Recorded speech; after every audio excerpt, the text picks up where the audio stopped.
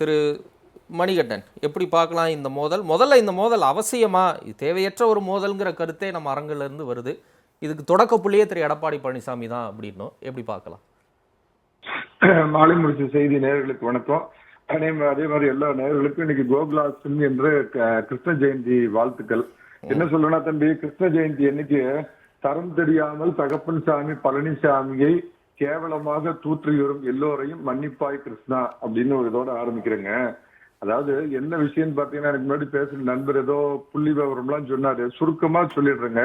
11% அவங்க தனித்து வாங்கினதுல பிரபலமான நபர்கள் வேந்தர் மத்த உள்ளிட்ட எல்லாருமே வாங்கின வாக்கு சதவீதத்தை கழிச்சு பாத்தீங்கன்னா, அவங்களுக்கு தமிழ்நாட்டுல கிடைத்த வாக்கு சதவீதம் ஒரு 5 அல்லது 6% தான் பிஜேபி தனியா அவங்களுக்கு கிடைச்ச வாக்கு.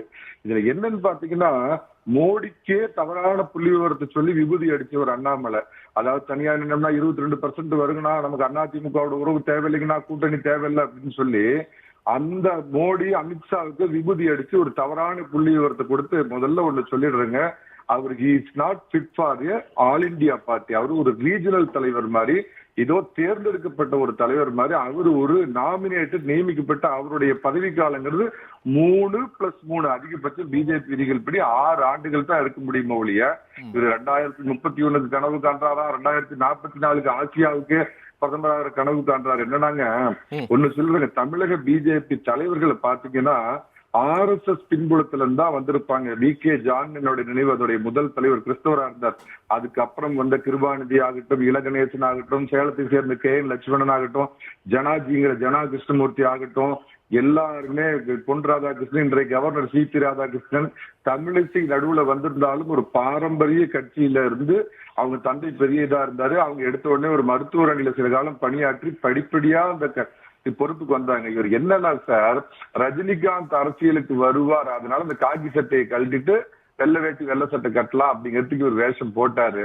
ஆனா அன்பார்ச்சுனேட்டா அண்ணாமலையோட சைக்கிள் ஸ்டார்ட் ஆகலன்னு இவர் திரு இபிஎஸ் எடப்பாடி பழனிசாமி பத்தி சொன்னாரு. இவர் எப்படி பாஜகவிற்கு BL சந்தோஷை பிடித்து வந்தார் அப்படிங்கிற ரகசியம் கர்நாடகத்துக்குள்ளேயே அடங்கி போயிட்டு தமிழ்நாடு. நம்ம தனிநபர் தாக்குதலுக்குள்ள போக வேண்டாம். இப்ப உங்களுக்கு என்ன பிரச்சனை? இப்ப இல்ல நான் என்ன கேட்கிறேன், இப்ப அண்ணாமலை பிரச்சனையா இல்ல பாஜகவின் சித்தாந்தம் பிரச்சனையா? உங்களுடைய பாஜக எதிர்ப்பை யாராலையும் நம்ப முடியல அப்படிங்கிற ஒரு கருத்து திரும்ப திரும்ப வருது. அந்த கருத்தை நீங்க உணர்றீங்களா? அது சார் அவங்க சொல்லிக்கிட்டே இருப்பாங்க சார். என்ன எடப்பாடி பழனிசாமி பாருங்க, நெஞ்ச கிழிச்சு காட்டுறேன், உள்ள வந்து மோடியோ அமித்ஷாவோ இல்லைன்னு காட்ட முடியாது. அதாவது முரட்டுத்தனமா எதுக்கு எடுத்தாலும் மத்திய அரசையும் தேசிய கட்சியும் குறை சொல்லி பண்ற அரசியல எம்ஜிஆரும் பண்ணதில்ல, அம்மாவும் பண்ணதில்ல, எடப்பாடி பழனிசாமி பண்ண மாட்டார். ஆனா மத்திய அரசு தமிழகத்திற்கோ தமிழர்களுக்கு எதிரான ஏதாவது ஒண்ணு கொண்டு வந்தா அந்த விஷயத்துல யார் ஆட்சியில் இருக்கிறாங்களோ அவங்களை கடுமையா எதிர்ப்பார். ஆனா எதுக்கு எடுத்தாலும் என் வீட்டு குழாயில தண்ணி வேலைனாலும் R.N. ரவி காரணம், என் வீட்டுல கேஸ் இருந்து போச்சுன்னா மோடி காரணம் அப்படிங்கிற இந்த முரட்டுத்தனமான திமுக பண்ற இந்த காலகாலமா பண்ணிட்டு இருக்கிற செப்படி அரசியல அதிமுக பண்ணாது. மொராஜி தேசாயோட நல்ல நட்புல இருந்தாங்க, வாஜ்பாயோட இருந்தாங்க, இந்திரா காந்தியோட இருந்தாங்க, எல்லாத்தோடையும் நல்ல நட்போடையும் இருந்தாங்க. அதே சமயத்துல மன்மோகன் சிங் போன்றவர்களே அம்மா கடுமையா எதிர்த்தார். வாஜ்பாய் தடமாறினப்ப ஒரு ஓட்டுல டீ பார்ட்டி வச்சு வாஜ்பாயும் கமுத்தார். இதுதான் அதிமுக அரசியல வழிய. எதற்கு எடுத்து இப்ப என்ன ஆச்சுங்க, முருகன் பழனிமலைக்கு அரோகரா, பழனிசாமிக்கு அரோகரா போட்டு நின்றுட்டீங்களா? நாத்திகம் பேசின கட்சி அடுத்த வருஷம் கிருஷ்ண ஜெயந்திக்கு வாழ்த்து சொல்ல போறாரு. அது வேற விஷயம், அது விவாதத்துக்கு சம்பந்தம் இல்லாது. அண்ணாமலைக்கு அந்த கட்சியினுடைய வரலாறு தெரியாது. பல பேரை பலிதானம் கொடுத்து உயிர்தானம் கொடுத்து வளர்ந்த பாஜகவை வளர்த்துற தமிழிசைக்கு உரைக்குதுங்க இன்னைக்கு. ஏன்னா நான் ஆரம்பத்துல இருந்தே உங்க விவாதத்துல சொல்லிட்டு இருக்கேன், தமிழக பாஜக வேறு ஒரு பக்கம் இருக்குது.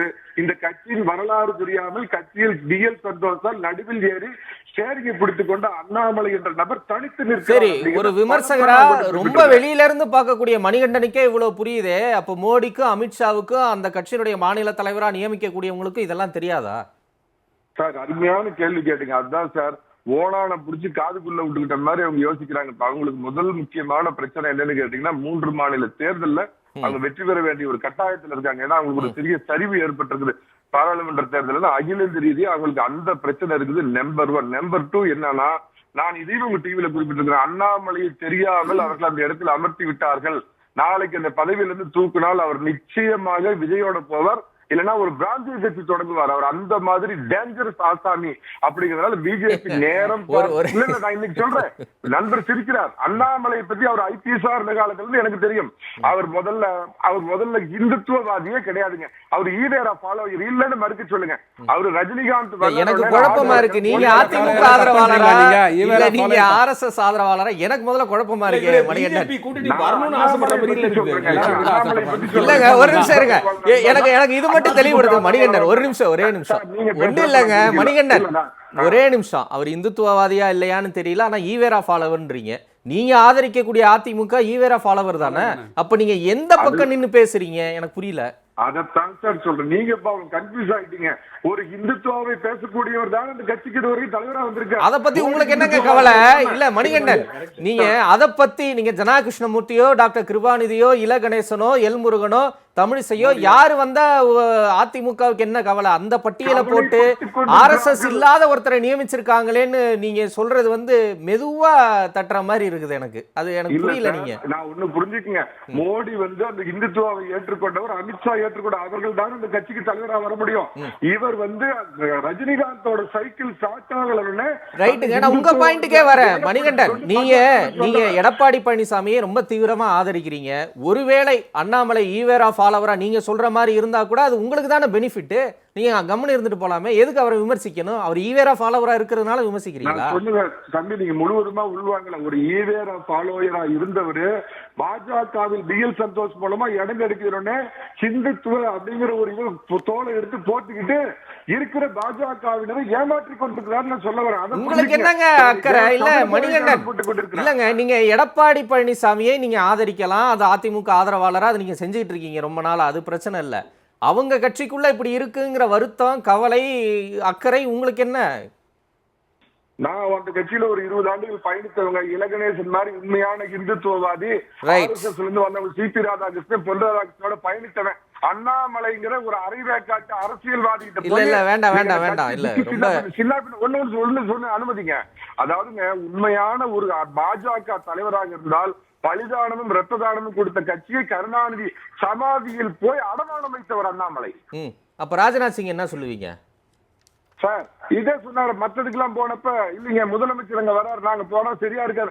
கருணாநிதி சமாதியில போய் நின்று கும்பிடுறாங்க. ராஜ்நாத் சிங் என்னங்க சொல்லுவீங்க? எந்திரிச்சு நின்று ஒரு நிமிஷம் மௌன அஞ்சலி செலுத்துங்கன்னு சொன்ன ராஜ்நாத் சிங் என்ன சொல்லுவீங்க? பிரதமர் மோடி வாழ்த்து தெரிவிச்சார், அவர் என்ன சொல்லுவீங்க? அவர் வீட்டுக்கே போய் 10 நாள் என் கூட வந்து தங்குங்கன்னு 2017 பேசினார், அவர் என்ன சொல்லுவீங்க? ஒரு உடல்நிலை சரியில்லாத மனிதரை ஒரு பிரதமரா வேட்பாளரா இருந்த மோடி போய் சந்திச்சதுங்கிறது அரசியல, வடநாட்டு அரசியல்ல, நல்லா திரும்ப சொல்றேன், வடநாட்டு அரசியல்ல சர்வசாதாரணமான விஷயம்.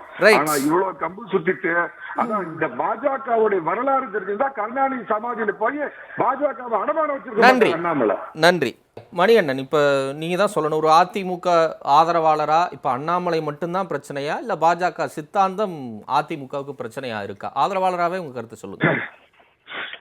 உடனடி ஆபத்து அப்படிங்கிறது பாத்தீங்கன்னா தமிழகத்துக்கும் தமிழக அரசியலுக்கும் அண்ணாமலை தான். ஏன்னா எல்லா கட்சியிலையும் எல்லா தலைவர்களும் பாத்தீங்கன்னா கீழ்மட்டத்திலிருந்து ஒவ்வொரு படியா மேல ஒரு தலைவர் பதவிக்கு வந்திருப்பாங்களே ஒழிய இந்த அறிஞர் பொருள் எதுவுமே இல்லாம திணிக்கப்பட்ட அண்ணாமலை தான் தமிழக அரசுக்கு ஆபத்து. நான் ஆரம்பத்திலேயே சொன்னேன், பாவம் ரகு சரியா கேட்கலையாட்டு இருக்குது. கண்ணை மூடிக்கிட்டு கக்கூசுல தண்ணி வரலன்னா ஆர்.என். ரவி காரணம், என் வீட்டுல கரண்ட் வரலன்னா மோடி காரணம்னு எதுக்கக்கூடிய கட்சியால அதிமுக கூட்டணியில் இருக்கும் போது வேளாண் சட்டம் நல்லதுன்னு பேசின அதே எடப்பாடி பழனிசாமி சிஏஏ சட்டத்தை எதிர்த்தாரு. காவிரி பிரச்சனையை 10 நாள் பார்லிமெண்ட் ஸ்தம்பிக்க வச்சாங்க அதிமுக எம்பிக்கள். சார் முடிச்சிடுறேன் சார். தேவையான விஷயத்துல கூட்டணியில இருந்த போதும் எதிர்த்தார், வெளியில இருக்கும் போது எடுத்துக்கிட்டு இருக்கிறார். திமுக மாதிரி இந்த மத்தியில அன்னைக்கு காங்கிரஸ் எடுத்து அரசியல் பண்ணது, இன்னைக்கு பலமா இருக்கிற பாஜக எடுத்து அரசியல் பண்ற இந்த ஒற்றை வரி சித்தாந்தம், வடக்கு வாழ்வு தெற்கு இது தமிழா இன உணர்வுகள், இந்த அரசியல் மட்டும் பண்ணக்கூடிய பிராந்திய சக்தி அல்ல அதிமுக. நல்லா அவருக்கு 2வது தடவை புரிய வைக்கிறேங்க. நீங்க பொன்வில் சென்று ஒண்ணு கேட்டீங்க. ஏன் சார் 92ல பாபர் மசூதி இடிச்சதுக்கு அப்புறம் 98ல அம்மா ஆட்சி வாஜ்பாய் கமத்துறதுக்கு அப்புறம் 99ல போய் அவங்களோட வாஜ்பாயோட உட்கார்ந்துகிட்டு 2004 6 மாசம் இருக்கிற வரைக்கும் ஆண்டு அனுபவிச்சு மாறன் இறந்தப்ப மாறன் இடுகாட்டுக்கு வரைக்கும் அந்த வாஜ்பாய் வழி அனுப்பி வச்சுட்டு இந்த ஆண்டு கூட்டணி நின்று போய் அந்த பல்ட்டி அடிச்சாரு சார் கருணாநிதி. அது பேருக்கு பல்ட்டி இல்லைங்களா? ரெண்டாவது ஐயா கேட்டா நித்யானந்த ஐயா ஒரு மதிக்கத்தக்க பெரியவர். திருநாவுக்கரசருக்கு கட்சியில என்ன பதவி கொடுத்தாங்க? அவர் ஒரு ஈர்ப்புடைய தலைவர் அப்படின்னு அவர் ஒரு எம்ஜிஆர் கழகமா என்னமோ நடத்திக்கிட்டு இருந்தார். கட்சியில சேர்த்துனாங்க, மத்திய அமைச்சராக்குனாங்க. 15-20 அகில இந்திய செயலாளர்கள் ஒரு செயலாளரா கொடுத்தாங்களோ ஒழிய அவருக்கு மாநில தலைவர் பதவி கொடுக்கல. RSS அல்லாத, RSS பின்புலம் இல்லாத டாக்டர் கிருபாநிதி உட்பட யாருக்காவது தமிழக பிஜேபியில அண்ணாமலை மாதிரி கொடுத்திருக்காங்களா? நீங்க தெரியாம வேண விளைச்சிங்க, வேணா இருக்க போறீங்க. அது ஒண்ணுங்க. நான் ஒண்ணு கேக்குறேங்க, அதாவது நான் முடிச்சிடறேன். ஷியாம் பிரசாத் முகர்ஜியும் தீனதயாள் உபாத்தியாயும் யாராவது விமர்சிச்சா நீங்க ஏத்துக்குவீங்களா? அண்ணாமலை என்ன பண்றாருன்னா, ஒண்ணு சொல்லுவாங்க, திருமண வீட்டுக்கு போனா மாப்பிள்ளையா இருக்கணும், காரிய வீட்டுக்கு போனா ஏதோ ஒண்ணு இருக்கணுங்கிற மாதிரி தினமும் தான் மேல மீடியா ஹைலைட் பண்ணணும். யார அடிக்கலாம்? எடப்பாடி பழனிசாமி பேசுறோம்னா ஒரு நாளைக்கு கருணாநிதி சமாஜ்ல போய் நின்னா நான் கேட்ட கேள்விக்கு பதிலே சொல்ல மாட்டேங்கிறீங்களே. இப்ப அண்ணாமலை மட்டும்தான் பிரச்சனையா? அண்ணாமலையை மாத்திட்டா உங்களுக்கு நட்பு சக்தி இல்ல கூட்டணி சக்தியா மாறிடுமான்னு கேக்குறேன். அவ்வளவுதான். அதுக்கு தான் சார் இவ்வளவு நேரம் சொன்னேன். தமிழருக்கு எதிராகவும் தமிழ்நாட்டுக்கு எதிராகவும் இருக்கிறப்ப உறக்க எதிர்ப்பாரு எடப்பாடி பழனிசாமி.